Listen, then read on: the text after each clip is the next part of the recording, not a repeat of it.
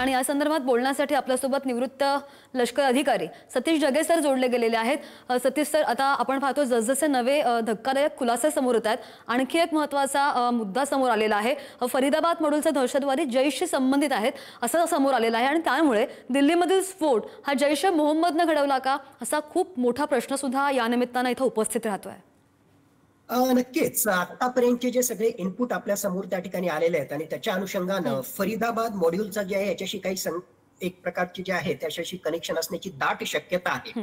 मुळातच आता हा जो डॉक्टर उमर याचं जे नाव या ठिकाणी आलेलं आहे आणि जे सीसीटीव्ही फुटेज त्या ठिकाणी मिळालेत आणि रिपोर्ट्स मिळालेले आहेत त्याच्यानुसार त्या लाल किल्ल्याच्या जवळच्या सुनेरी मस्जिदमध्ये 3 तास हा जो आहे याच गाडीमध्ये त्या ठिकाणी बसला होता, त्यातून बाहेर निघाला नाही। साधारणतः संध्याकाळी 6 वाजता तो त्या ठिकाणी बाहेर निघाला आणि मग नेमकं ज्यावेळेस गर्दीचं ठिकाण होतं त्याच ठिकाणी स्लो मुव्हिंग व्हेकल मध्ये म्हणजे या हुंदाई i20 व्हेकलचा जो आहे ब्लास्ट त्या ठिकाणी त्याने घडवून आणलेला आहे। Already FSL team forensic analysis त्या ठिकाणी होत आहे, पण जी शक्यता आता त्या ठिकाणी वर्तवली जाते की अशा प्रकारचा जो आहे फिदाई अटॅक या डॉक्टर उमरनं त्या ठिकाणी केलेला असावा आणि हा डॉक्टर उमर जो आहे तो डिरेक्टली लिंक्ड आहे त्या डॉक्टर आदिलशी। म्हणजे 7 नोव्हेंबर ते 10 नोव्हेंबरच्या दरम्यान संपूर्ण भारतामध्ये मग जम्मू काश्मीरमध्ये असेल, त्याचबरोबर NCR रिजनच्या हरियाणामधल्या फरीदाबादमध्ये असेल, गुजरातमध्ये असेल, जे 8 दहशतवादी संशयित दहशतवादी पकडले गेले आणि त्यातले 4 जे डॉक्टर होते तर त्याच्याशी त्यांच्याच टीमचा एक कॉम्पोनंट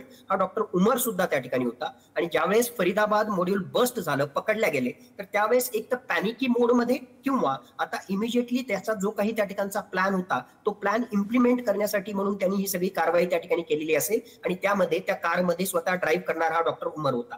ही प्राथमिक माहिती आतापर्यंत आपल्या समोर त्या ठिकाणी येते, पण याचे बरेच वेगवेगळे कांगोरे त्या ठिकाणी असू शकतात। हो सकता है की ही कार जी आहे ती सेंट्रल दिल्लीकडे त्या ठिकाणी घेऊन जातोय आणि काही महत्वाची VIP किंवा काही आणखी महत्वाच्या ठिकाणी सुद्धा ब्लास्ट करण्याचा त्यांचा इरादा त्या ठिकाणी असू शकेल। 250 किलोचं जर स्फोटक मटेरियल असेल तर पुलवामा ब्लास्ट त्या ठिकाणी होऊ शकतो। तब्बल 2950 किलो एवढं स्फोटक मटेरियल त्या ठिकाणी असेल तर किती मोठ्या प्रमाणामध्ये संपूर्ण भारतामध्ये स्फोट करण्याचा त्यांचा प्लॅन होता, किती त्यांचा म्हणजे अतिशय सिव्हिअर अशा प्रकारचा त्यांचा प्लॅन त्या ठिकाणी होता, हे सगळे या गोष्टीवरून लक्षात येईल। जैश ए मोहम्मदची अशा प्रकारची स्ट्रॅटेजी अगोदर सुद्धा त्या ठिकाणी राहिलेली आहे की व्हेकल बॉम्ब म्हणजे अशा प्रकारच्या वाहनांचा वापर करून त्यामध्ये IED असेल किंवा डेटोनेटर आणि स्फोटकांचा वापर करून अशा प्रकारची गर्दीच्या ठिकाणी ब्लास्ट घडवून आणणं ही मोडस ऑपरेंडी याच्या अगोदर सुद्धा जैश ए मोहम्मदनं त्या ठिकाणी केली होती। आणि ऑपरेशन सिंदूरच्या नंतर जी जबरदस्त कारवाई आपण ऑपरेशन सिंदूर मध्ये केली होती त्याच्यानंतर या इस्लामिक एक्स्ट्रीमिस्ट ऑर्गनायझेशन नवीन मोडस ऑपरेंडी घेऊन संपूर्ण भारतामध्ये अशा दहशतवादी कारवाया करण्यासाठी तयारी करत होत्या आणि त्याचाच हा एक कॉम्पोनंट आहे असं जर म्हटलं तर ते आज घडीला तरी आलेल्या इनपुट वरून चुकीचे ठरणार नाही। हो हो, सतीश सर, आमचे प्रतिनिधी शिवाजी काळे आपल्यासोबत आहेत, आपण त्यांच्याशी सुद्धा बोलणार आहोत। शिवाजी, सतीश, यामध्ये सगळ्यात महत्त्वाचा एक मुद्दा आहे की या अगोदर IED वापरलं जायचं, याच्यामध्ये अमोनियम नायट्रेट वापरलं गेल्याचं सांगण्यात येत आहे। अमोनियम नायट्रेट वापरल्यानंतर काय होतं आणि साधारण अमोनियम नायट्रेट वापरण्याची कारणं काय आहेत? कारण दहशतवादी अनेक अलीकडच्या काळामध्ये जे मोठमोठे जागतिक स्तरावरती आपण पाहिले असतील अनेक स्फोटामध्ये अमोनियम नायट्रेट वापरलं जातं, तर या ठिकाणी अमोनियम नायट्रेट वापरण्याचं कारण काय असू शकतं? नक्कीच फार चांगला प्रश्न शिवाजी तुम्ही त्या ठिकाणी विचारला। एक तर जे आहे अमोनियम नायट्रेट कंपॅरेटिव्हली जे आहे सहजासहजी रुटीन यूज मध्ये सुद्धा येतं, म्हणजे इंडस्ट्रीयल यूज मध्ये वेगवेगळ्या औद्योगिक पर्पजसाठी अमोनियम नायट्रेटचा वापर होतो, त्याचबरोबर अमोनियम नायट्रेटचा वापर हा खतामध्ये त्या ठिकाणी होतो। म्हणून साधारणतः या दहशतवाद्यांना हे अमोनियम नायट्रेट घेऊन जाण्यासाठी एक प्रकारे जे आहे आडकाठी त्या ठिकाणी येत नाही, कारण इंडस्ट्रीयल यूज साठी आणि शेतीच्या यूज साठी जे आहे याचा वापर त्या ठिकाणी होतो, एक गोष्ट।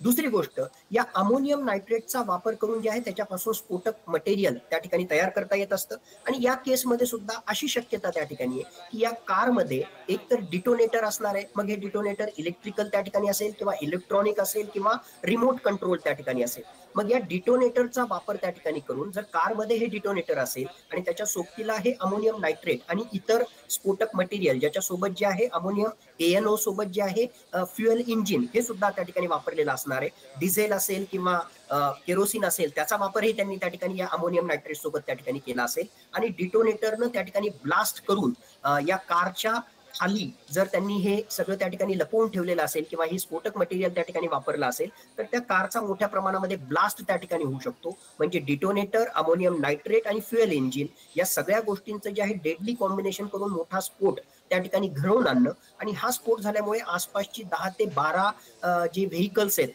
ती सुद्धा जी आहे याच्यामुळे त्या ठिकाणी पेटली जाणं आणि गर्दीचं ठिकाण असल्यामुळं संध्याकाळची वेळ असल्यामुळे जास्तीत जास्त डॅमेज त्यांना त्या ठिकाणी करता याच्यात आला. आता वेगवेगळ्या थेरीज आता सुद्धा त्या ठिकाणी आहेत की फक्त हे अमोनियम नायट्रेट ते वाहून घेऊन जात होते आणि त्यामुळे त्या ठिकाणी ब्लास्ट त्या ठिकाणी झाला का पर्पजफुली डिटोनेटरचा वापर करून त्यांनी त्याच ठिकाणी तसा ब्लास्ट त्या ठिकाणी घडवून आणला का आणखीनही काही फिदाई अटॅक करण्याचे त्यांचे प्लॅन होते. वेगवेगळ्या प्रकारच्या थेरीज आताही ओपन आहेत. पण एक गोष्ट मात्र नक्की की ज्या प्रकारची मोडस ऑपरेंडी आतापर्यंत जैश ए मोहम्मदची त्या ठिकाणी राहिलेली आहे, एक प्रकारे आपण 2019 मध्ये पुलवामा ब्लास्ट मध्ये सुद्धा जो पुलवामा हल्ला झाला त्यामध्ये सुद्धा जे आहे व्हेकल बॉर्न अशा प्रकारचे ब्लास्ट झालेले आपण त्या ठिकाणी पाहिले.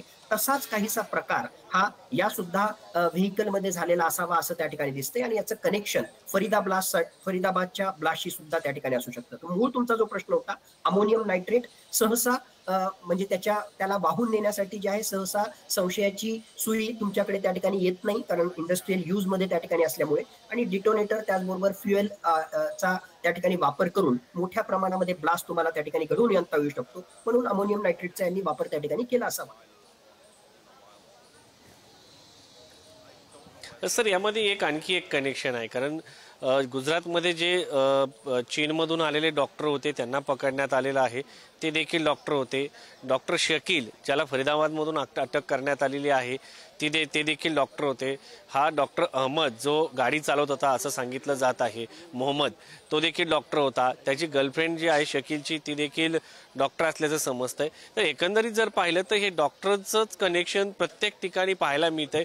ही काही मोडस ऑपरेंटी आहे किंवा दहशतवाद्यांनी आता जे उच्च विद्याभूषित आहेत यांना टार्गेट करायला सुरुवात केली. जसं शहरी नक्षलवाद एक नवीन कन्सेप्ट समोर येताना पाहायला मिळाली होती, मात्र ती काय सिद्ध होईल की नाही होईल हा वेगळा भाग आहे. सरकार दावा करताना पाहायला मिळतं.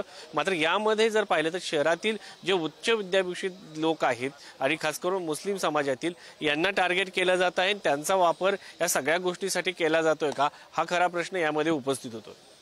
नक्कीच शिवाजी, माझ्या मते जो आहे एक नवीन मोडस ऑपरेंडी जी आहे खऱ्या अर्थानं त्या ठिकाणी ऍक्शन मध्ये येताना आपल्याला दिसते. मुळात काय झालं मागच्या काही काळामध्ये जम्मू काश्मीरमध्ये पाकिस्तानच्या अक्रॉस हे दहशतवादी जे जम्मू काश्मीरमध्ये येत होते ते आपल्या सिक्युरिटी फोर्सेसनं अँटी इन्फिल्ट्रेशन ग्रीड ही अत्यंत मजबूत त्या ठिकाणी केल्यामुळे जे आहे प्रत्यक्षरित्या आता अक्रॉस द बॉर्डर त्यांना जम्मू काश्मीरमध्ये येण्यासाठी आडकाठी निर्माण झाली. म्हणून त्यांनी काय केलं, नवीन टेक्नॉलॉजीचा वापर केला. म्हणून ड्रोनच्या माध्यमातून पंजाब त्याचबरोबर जम्मू काश्मीरच्या भागामध्ये मोठ्या प्रमाणामध्ये ती हत्यारं त्या ठिकाणी पोहोचवणं एक गोष्ट. दुसरी महत्वाची गोष्ट म्हणजे साधारणतः गरिबीच्या आधारावर अशा गरीब मुस्लिम तरुणांना आपल्या जाळ्यात अडकवण्याचं काम, रॅडिकलाइज करण्याचं काम आतापर्यंत या दहशतवादी संघटना त्या ठिकाणी करत होत्या. आणि इंटेलिजन्स एजन्सीजलाही हे माहीत असल्यामुळे त्यांच्यावर जे आहे इंटेलिजन्स एजन्सीची विशेष त्या ठिकाणी नजर असायची. मग जर इंटेलिजन्स एजन्सीजला सिक्युरिटी फोर्सेसला चकवा द्यायचा असेल तर त्यासाठी आता या इस्लामिक एक्स्ट्रीमिस्ट ऑर्गनायझेशननं काय केलं, शिकलेले आहेत, उच्च विद्याविभूषित आहेत, त्यातले त्यात डॉक्टर्स. मग डॉक्टर्स म्हटल्यानंतर सहसा त्यांच्याकडे जे आहेत सिक्युरिटी फोर्सेस संशयाच्या नजरेनं त्या ठिकाणी पाहणार नाही. कारण डॉक्टर म्हणजे मानवतेची सेवा करणारे, जीव वाचवणारे, अशा प्रकारे ते जीव घेणारे असतील असा सहसा जे आहे कोणाच्या मनामध्ये संशय येत नाही. पण हेच डॉक्टर मग ते जीएमसी अंतनागमध्ये असेल किंवा गव्हर्नमेंट मेडिकल कॉलेज श्रीनगरमध्ये त्या ठिकाणी असतील, अल-फलाह मेडिकल युनिव्हर्सिटी मध्ये असतील, अशा या 8 पैकी 4 जण जे आहेत ते डॉक्टर आहेत आणि त्यांचा संबंध कशा प्रकारे आहे हे आपल्या समोर त्या ठिकाणी आलं. आणि एवढंच नाही, त्याच्याही पलीकडे जाऊन गुजरातचं जे मॉड्यूल आहे ते खूप खतरनाक त्या ठिकाणी.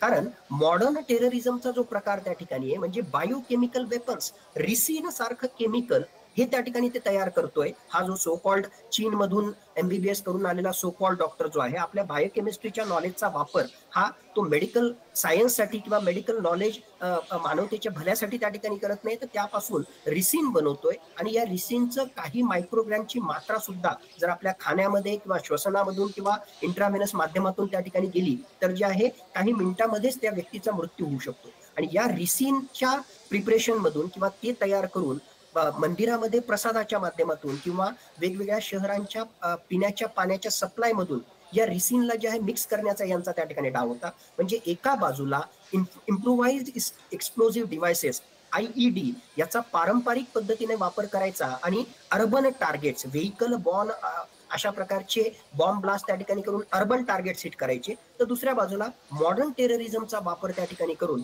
बायोकेमिकल वेपन्स त्या ठिकाणी वापरायचे. अशा प्रकारची मोडस ऑपरेंडी चेंज झालेली आपल्याला त्या ठिकाणी दिसते आणि संशयाची सुई आपल्यावर येऊ नये म्हणून अशा प्रकारचे उच्च विद्याविभूषित डॉक्टर यांना रॅडिकलाइज करण्याचं काम या इस्लामिक एक्स्ट्रीमिस्ट ऑर्गनायझेशन मागच्या काही काळामध्ये करताना आपल्याला स्पष्टपणे दिसत आहे. आणि माझ्या मते हाच खरा मोठा खतरा आहे. आता तर मला सिरियसली वाटायला लागलं की खरोखरच मेडिकल कॉलेजेसमध्ये सुद्धा आता आपल्याला डिरॅडिकलायझेशनशी संबंधित वेगवेगळ्या प्रकारचे मॉड्यूल संपूर्ण भारतामध्ये राबवावे लागणार आहेत की काय, अशा प्रकारची सगळी परिस्थिती निर्माण होताना आपल्याला दिसते. भयावह परिस्थिती आहे. पण माझ्या मते आपल्या सिक्युरिटी फोर्सेसनं सुद्धा या नवीन चॅलेंजेसला, मॉडर्न टेररिझमच्या थ्रेटला, आणि मी याला म्हणेल की व्हाईट कोट टेररिझम इकोसिस्टम जी तयार केली जाते त्याला मोडून काढण्यासाठी आता आपल्याला विशेष तयारी करावी लागणार आहे.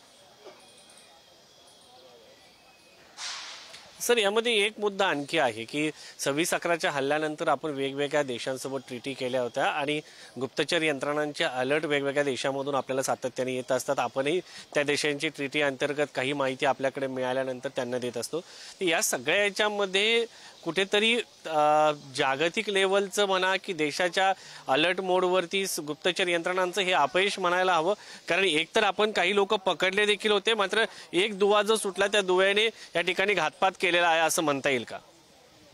मी काल आपल्या चर्चेमध्ये पुढारी न्यूजला सुद्धा बोलताना सुरुवातीलाच चर्चेमध्ये एक उदाहरण दिलं होतं, तेच उदाहरण मी त्या ठिकाणी रिपीट करतो. सुरक्षा एजन्सीज किंवा इंटेलिजन्स एजन्सीजचं कसं असतं, मी म्हणतो फुटबॉलच्या गेम मधला जसा गोलकीपरचं काम असतं तसं काम असतं. संपूर्ण सामन्यामध्ये त्यांनी 100 जे आहेत गोल करण्याचे एफर्ट्स उद्ध्वस्त केलेले असतात ते आपल्याला लक्षात राहत नाही, पण त्याच्या एक मिस, त्याचा एक चूक आणि त्याच्यामुळे जो गोल झालेला असतो तो मात्र आपल्याला त्या ठिकाणी लक्षात राहतो. नेमकं इंटेलिजन्स एजन्सीचंही तसंच असतं. मागच्या काही काळामध्ये जर पाहिलं असेल तर पुणे असो, राजस्थान असो, जम्मू काश्मीर असो, वेगवेगळ्या प्रकारचे इंटेलिजन्स एजन्सीज इनपुट आपल्याला त्या ठिकाणी मिळाले आणि वेगवेगळ्या प्रकारचे त्यांचे मॉड्यूल आपण त्या ठिकाणी बस्ट केले. इव्हन 7 नोव्हेंबर ते 10 नोव्हेंबरच्या दरम्यान ज्या 8 संशयित अतिरेक्यांना आपण त्या ठिकाणी पकडलं आणि तब्बल 2950 किलो स्फोटकं आपण त्या ठिकाणी त्यांच्याकडून जप्त केली. किती मोठ्या प्रमाणामध्ये 20 टायमर म्हणजे कमीत कमी 20 ठिकाणी सायमल्टेनियसली हल्ले करण्याचा त्यांचा त्या ठिकाणी प्लॅन असेल आणि किती मोठ्या प्रमाणामध्ये त्यांचा म्हणजे त्यांना हे विस्फोट घडून आणायचे होते हे सगळं आपल्याला त्या ठिकाणी लक्षात येईल. पण हे सगळं आपण एका बाजूला जे आहे थांबवण्यामध्ये यशस्वी झालो, पण त्यातला जो एक कंटिन्युअस पार्ट त्या ठिकाणी होता, हा जो काही सो कॉल्ड उमर आहे, डॉक्टर उमर आहे, हा जो आहे त्यांच्याच टीमचा पार्ट होता जो तिथून त्या फरीदाबाद मधून जे आहे कसा तरी निसटला आणि अल्टिमेटली त्याने या दिल्लीमध्ये हा स्फोट करण्यामध्ये तो त्या ठिकाणी यशस्वी झाला. याला दोन्ही अँगलनं पाहता येईल. सिक्युरिटी फोर्सेस हे नक्कीच आपलं त्या ठिकाणी काम करतायत, इंटेलिजन्स एजन्सीज काम करतायत. काही अंशी जे आहे त्यांच्यामध्ये कमी पेशी त्या ठिकाणी नक्कीच राहिली म्हणून हा हल्ला त्या ठिकाणी झाला. 2-3 महत्वाच्या गोष्टी. दिल्ली सारख्या राजधानीमध्ये जे 24/7 365 डेज अलर्ट असतं, तिथे जर अशा प्रकारचा हल्ला होत असेल तर हे सिरियस आहे. 5 ते 7 किलोमीटरवर सगळे VVIP आणि सगळे महत्वाचे ऑफिसेस त्या ठिकाणी येतात. तिथपर्यंत जर हे सगळं स्फोटक मटेरियल घेऊन हे जर पोहोचू शकत असतील तर हे नक्कीच कुठेतरी जे आहे आपलं इंटेलिजन्सचं फेल्युअर आहे, सिक्युरिटी फोर्सेसचं फेल्युअर आहे. जर आतापर्यंत एवढ्या हजारो किलोचं स्फोटक मटेरियल हे त्याचबरोबर हत्यारं की पाकिस्तानमध्ये ड्रोनच्या माध्यमातून भारतामध्ये त्या ठिकाणी येत असतील तर ते सुद्धा कुठेतरी आपलं त्या ठिकाणी फेल्युअर आहे. एका बाजूला नक्कीच फेल्युअर आहे, पण दुसऱ्या बाजूला मोठ्या अंशी आपण मोठा खतरा जो आहे त्याला न्यूट्रलाइज करण्यामध्ये सुद्धा यशस्वी झालेलो आहे. हे आपल्याला या ठिकाणी लक्षात घ्यावं लागेल.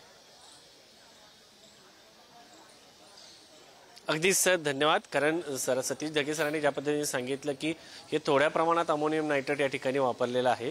साधारण 3000 किलोचं जर अमोनियम नायट्रेट किंवा स्फोटकं जर असतील तर दिल्लीसारख्या शहराचं काय झालं असतं याचा विचार न केलेला बरा. आणि त्यामुळं या सगळ्या याच्यामध्ये आपल्या यंत्रणा चांगलं काम करत आहे.